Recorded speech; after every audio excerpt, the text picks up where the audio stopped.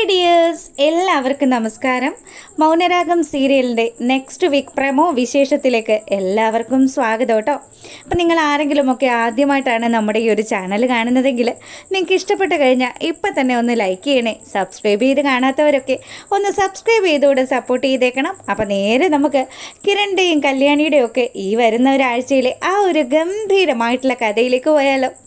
അങ്ങനെ ദാ നമ്മുടെ കിരണിൻ്റെ വീട്ടിൽ ആ ഒരു വിഷു ആഘോഷത്തിനുള്ള ഒരുക്കങ്ങളൊക്കെ തകൃതിയായിട്ട് നടത്തിക്കൊണ്ടിരിക്കുക. അപ്പോൾ കല്യാണിയും കിരണും ഒക്കെ അവിടെ തന്നെയുണ്ട്.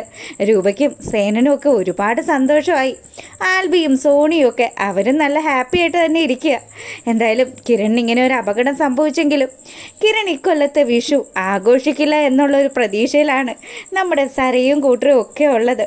അപ്പം അവരാണെങ്കിലോ അമ്മേ അയൽവക്കത്തെ വീട്ടിൽ വലിയ അനക്കമൊന്നും കാണുന്നില്ലല്ലോ. അവൻ്റെ ഈ ശരീരം തളർന്നുള്ള കിടപ്പ് കണ്ടിട്ട് അവൾക്കിപ്പോൾ ഭയങ്കര വിഷമമായിരിക്കും അല്ലേ. അങ്ങനെ സരയു പറഞ്ഞു തീർന്നതേ ഉള്ളൂ. അപ്പം തന്നെ നമ്മുടെ കല്യാണി ഓരോ കൂട്ടം കാര്യങ്ങളും ഒക്കെ ആയിട്ട് അവരുടെ വീട്ടിലേക്ക് കയറിപ്പോകുന്നത് കാണുക. കയ്യിൽ നിറയെ കണിക്കുന്ന പൂവും അതുപോലെ ഒരു കൃഷ്ണൻ്റെ വിഗ്രഹവും കാര്യങ്ങളും കുറച്ച് സാധനങ്ങളും ഒക്കെ ആയിട്ട് കല്യാണി വീട്ടിലേക്ക് പോകുന്നത് കണ്ടതും ദാ നമ്മുടെ സരയു ആണെങ്കിലോ അമ്മ ഇപ്പം അത് പറഞ്ഞതല്ലേ ഉള്ളൂ, ദേ കണ്ടില്ലേ, അവൻ എന്ത് സംഭവിച്ചാലും ഒരു പ്രശ്നവും ഇല്ല, അവൾ എന്ത് ഹാപ്പി ആയിട്ടാണ് പോകുന്നത്. ഞാനെങ്ങാനും ആയിരുന്നെങ്കിൽ എൻ്റെ മനുവേട്ടൻ്റെ ദേഹത്ത് ഒരു നുള്ളു മണ്ണ് വീണാൽ അതെനിക്ക് സഹിക്കുന്ന കാര്യമല്ല.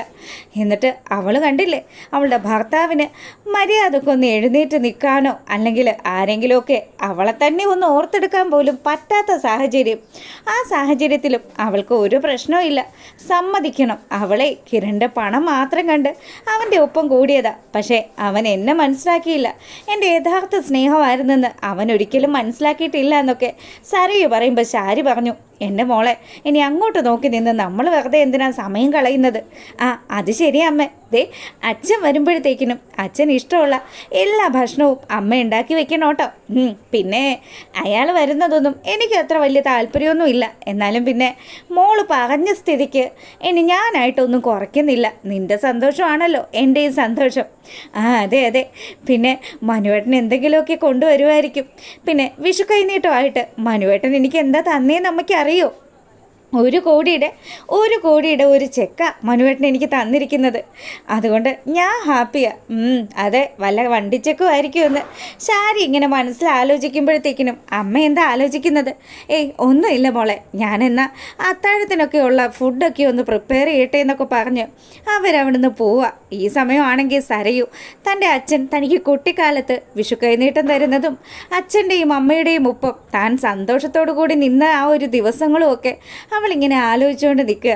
അങ്ങനെ ഇവിടെ ഈ കാര്യങ്ങളൊക്കെ നടക്കുമ്പോൾ ദാ നമ്മുടെ കിരണും കല്യാണിയും ഒക്കെ അവിടെ നല്ല സന്തോഷത്തോടു കൂടി അവരവരുടെ വിഷു ആഘോഷങ്ങളിലേക്ക് കടക്കുന്നു. സേനനാണെങ്കിലോ എല്ലാ മക്കളെയും വിളിച്ചിട്ട് അവർക്ക് ഇതാ വിഷു കൈനീട്ടമൊക്കെ കൊടുക്കുമ്പോൾ ശരിക്കും നമ്മുടെ കല്യാണിക്ക് വലിയ സന്തോഷമായിട്ടോ. കല്യാണി പറയുന്നുണ്ട്, ദേ ഇങ്ങനെയുള്ളൊരു ഫാമിലിയിൽ ഞാൻ എത്തിപ്പെട്ടത് തന്നെ സത്യം പറഞ്ഞാൽ ഞാൻ വിളിക്കുന്ന ഈശ്വരന്മാരുടെ ഒരൊറ്റ ദയവ് കൊണ്ട് മാത്രമാണ്. അങ്ങനെ അവൾ വലിയ സന്തോഷത്തിൽ നിന്നും അവിടെ കിരണും ആൽബിയും സോണിയും ഒക്കെ കൂടി ആ ഒരു ആഘോഷം അങ്ങ് പൊടിപൂരം ആക്കുന്ന സമയം ദാ നമ്മളെ കാണിക്കുന്നത് അർദ്ധരാത്രി ആവാറാകുന്ന സമയത്ത് ശരിക്കും പറഞ്ഞാൽ നമ്മുടെ പ്രകാശനോടും വിക്രത്തോടും ഒക്കെ യാത്ര പറഞ്ഞ് നമ്മുടെ രാഹുൽ മകളെ കാണാൻ വേണ്ടിയിട്ട് ഇറങ്ങുവാണ്. അപ്പം അവർ പറഞ്ഞു, ദേ അപ്പുറത്തുള്ളത് ആരൊക്കെയാണെന്ന് അറിയാമല്ലോ, സേനൻ്റെ ആൾക്കാരൊക്കെ അവിടെ വലവിരിച്ചിരിക്കുന്നുണ്ടാവും, നീ എപ്പോഴും ശ്രദ്ധിച്ചോണം. സേനൻ്റെ ഗുണ്ടകളുടെ കയ്യിൽ കിട്ടിയാൽ പിന്നെ രാഹുലെ നിൻ്റെ കാര്യം പോക്കാണ് കേട്ടോ എന്ന് പ്രകാശൻ ഒരിക്കൽ കൂടി ഓർമ്മപ്പെടുത്തി. അങ്ങനെ രാത്രിയാവാൻ കാത്തിരുന്ന നമ്മുടെ രാഹുൽ ദ സരയുൻ്റെയും അതുപോലെ ശാരിയുടെയും ഒക്കെ നിർദ്ദേശപ്രകാരം അവരുടെ വീട്ടിലേക്ക് വരിക. അപ്പോൾ രാഹുലിനെ കാത്തുകൊണ്ട് തന്നെ നമ്മുടെ കിരൺ അവിടെ അങ്ങനെ നിൽക്കുക. ആളെ തിരിച്ചറിയാൻ പറ്റാത്ത വിധം കിരൺ അവൻ്റെ ആ ഒരു മുഖം അങ്ങ് മൂടി നിൽക്കുന്നത് കൊണ്ട് തന്നെ രാഹുലിന് ഇരട്ട തടി കിട്ടിയ സമയത്ത് ശരിക്കും ഇതാരാ ചെയ്തതെന്നൊന്നും മനസ്സിലാവാത്ത അവസ്ഥയായി. അങ്ങനെ ആ മതിൽ ചാടി കടന്ന നമ്മുടെ രാഹുലിനെ ശരിക്കും പറഞ്ഞാൽ നല്ല ഒന്നാം തരത്തിൽ പഞ്ഞിക്കിട്ട് വിട്ടിരിക്കുകയാണ് കിരൺ. അങ്ങനെ അടിയും ബഹളവും ഒക്കെ ആയപ്പം രാഹുലിൻ്റെ നിലവിളിയൊക്കെ കേട്ടുകൊണ്ട് ശാരിയും നമ്മുടെ സരയും കൂടി ഓടിപ്പാഞ്ഞ് വെളിയിലെത്തി. അയ്യോ അച്ഛ എന്ത് പറ്റി അച്ഛ, അച്ഛ എന്താ പറ്റിയെന്നൊക്കെ ചോദിച്ച് സരയും ആണെങ്കിൽ കരയാനും തുടങ്ങി. മനുവേട്ട ഒന്ന് ഓടി വാ മനുവേട്ട, അച്ഛനെ ആരൊക്കെയോ ചേർന്ന് ആക്രമിച്ചു എന്ന് പറഞ്ഞ് ദാ നമ്മുടെ സരയു വിളിച്ചു പറയുന്ന സമയത്ത് ശരിക്കും മനോഹറാണല്ലോ ഇതിൻ്റെയൊക്കെ ഒരു ആണിക്കല്ല്. ഒന്നും സംഭവിക്കാത്തതുപോലെ മനു ആണെങ്കിൽ അങ്ങോട്ട് വന്നു. എന്ത് പറ്റി മോളെ, എന്താ പ്രശ്നം? കണ്ടില്ലേ മനുവേട്ട, അച്ഛനെ ആരും ആക്രമിച്ചു.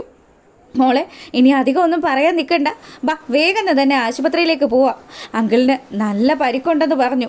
അങ്ങനെ വാരിക്കോരി നമ്മുടെ രാഹുലിനെയും കൊണ്ട് സരയും ടീമും ഒക്കെ ആശുപത്രിയിലേക്ക് പോയി.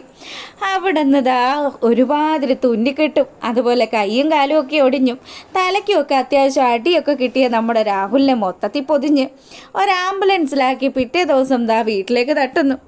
ഈ സമയമാണെങ്കിൽ ആ കിടപ്പും ആ ആംബുലൻസിൽ വന്ന് ഇറങ്ങുന്ന കാഴ്ചയും കണ്ടുകൊണ്ട് ശരിക്കും പറഞ്ഞാൽ നമ്മുടെ ശാരി മകളും ഒക്കെ നല്ലതുപോലെ അങ്ങ് വിഷമിച്ചു. അയ്യോ എന്താ ഇത്, അച്ഛൻ എന്നെ കാണാൻ വേണ്ടി വന്നതാ, മിക്കവാറും അയാളായിരിക്കും ആ സേനൻ, അയാളല്ലാതെ ഇപ്പം ആരെ ഇങ്ങനെയുള്ളൊരു ചതി ചെയ്യുന്നത്. അങ്ങനെ ഇവൾ ഈ കാര്യങ്ങളും ആലോചിച്ചുകൊണ്ട് നിൽക്കുമ്പം ഇനിയിപ്പം പറഞ്ഞിട്ട് കാര്യമില്ലല്ലോ മോളെ, നിൻ്റെ അച്ഛൻ അവൻ്റെ മകനിട്ട് കൊട്ടി, അയാൾ താനിപ്പം നിൻ്റെ അച്ഛനിട്ടും കൊട്ടി, അങ്ങനെ വിചാരിച്ചാൽ മതി. എന്തായാലും ഇനി ഇതിൻ്റെ പേരിൽ അങ്ങോട്ടും ഇങ്ങോട്ടും ഒന്നും സംസാരിക്കാൻ പോകണ്ട. അതൊക്കെ അമ്മയ്ക്ക് പറയാം, ഇതേ എൻ്റെ അച്ഛനാ, ഞാൻ ഒരിക്കലും സമ്മതിക്കില്ല എന്ന് പറഞ്ഞ് സരയുവാണെങ്കിൽ നല്ല ദേഷ്യത്തിൽ നിൽക്കുമ്പോൾ ബാ അകത്തോട്ട് കൊണ്ട് കിടത്താന്ന് പറഞ്ഞ് എല്ലാവരും കൂടി സ്ട്രക്ചറിൽ പിടിച്ച് താങ്ങിക്കൊണ്ടുപോയി നമ്മുടെ ബഗാസുരനെ ഒരു കട്ടിലിൽ കിടത്തുക. രാഹുലിന് അപകടം സംഭവിച്ച വിവരങ്ങളും ഒക്കെ അറിഞ്ഞിട്ട് നമ്മുടെ വിക്രവും അതുപോലെ പ്രകാശനും കൂടി രാഹുലിനെ തിരക്കി ഇറങ്ങുമ്പോഴത്തേക്കിനും ഗംഗാപ്രസാദിനെ കാണുക. പുള്ളിക്കാരൻ പറഞ്ഞു, അതെ ആ സേനൻ എന്ന് പറയുന്ന വ്യക്തി അയാൾ നിസ്സാരക്കാരനല്ല, ഞാൻ വിചാരിച്ചതിലും അപ്പുറമാണ് അയാളുടെ കളികൾ, അയാൾക്ക് അത്യാവശ്യം ഹോൾഡൊക്കെ ഉണ്ട്, അതുകൊണ്ട് നിങ്ങൾ രണ്ടുപേരും കൂടി ഒന്ന് പ്രത്യേകം ശ്രദ്ധിക്കുന്നത് നല്ലതായിരിക്കും. എൻ്റെ ഗംഗേട്ടാ ഇപ്പം കണ്ടില്ലേ രാഹുലങ്കിളിൻ്റെ ഗതി, അതുപോലെ ഇനി ഞങ്ങൾക്കെങ്ങാനും അങ്ങനെ ഒരു അവസ്ഥ വരുമോ?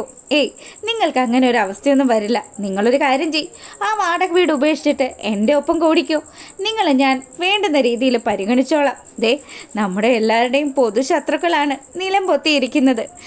ഇങ്ങനെയൊക്കെ പറഞ്ഞു പോയ മനുഷ്യനായിരുന്നു പാവം നമ്മുടെ രാഹുൽ, എന്നാലും അവൻ ഈ ഗതി വന്നല്ലോ. ഇപ്പം അവനും അതുപോലെ തന്നെ ആ കിരൺ കിടക്കുന്നത് പോലെ അനങ്ങാൻ പറ്റാത്ത അവസ്ഥയിലാണ് കിടക്കുന്നതെന്നാണ് സരയിനോട് ചോദിച്ചപ്പോൾ പറഞ്ഞത്. എന്തായാലും നമുക്കൊന്ന് അദ്ദേഹത്തെ പോയി കാണാം, നിങ്ങൾ പോയി കണ്ടോളൂ, എനിക്കങ്ങോട്ട് വരാൻ പറ്റില്ലല്ലോ, പ്രത്യേകിച്ച് കിരണിൻ്റെയും കല്യാണിയുടെയും ഒക്കെ മുന്നിൽ ഞാൻ ജെറിയാണല്ലോ, അതുകൊണ്ട് തന്നെ എനിക്കവിടെ എത്താൻ പറ്റത്തില്ല. എന്തായാലും നിങ്ങൾ അയാളുടെ അടുത്ത് പോയിട്ട് വിവരങ്ങളൊക്കെ മനസ്സിലാക്കണം, എന്താ സംഭവിച്ചതെന്നും ആരാണ് ഈ ആക്രമണത്തിന് പിന്നിലെന്നും ഒക്കെ നല്ലതുപോലെ അറിഞ്ഞതിന് ശേഷം വേണം നിങ്ങൾ എന്തൊരു നീക്കം മുന്നോട്ട് വയ്ക്കാനും. അങ്ങനെയൊക്കെ ഇവർ ചർച്ച ചെയ്തിട്ട് അതിനുശേഷം നമ്മുടെ ബഗാസുരനെ കാണിക്കുക. അവശനായി അടി കൊണ്ട് കിടക്കുന്ന ബഗാസുരൻ. അപ്പോൾ ഈ കാര്യങ്ങളും ഒക്കെ ആലോചിച്ച് കിരണും കല്യാണിയും ഒക്കെ നല്ല സന്തോഷത്തിലാണ്. ദുഷ്ടന് കിട്ടേണ്ടത് തന്നെയാണല്ലോ കിട്ടിയത്. അപ്പോൾ ഇഷ്ടമായാൽ ഒന്ന് ലൈക്ക് ചെയ്ത്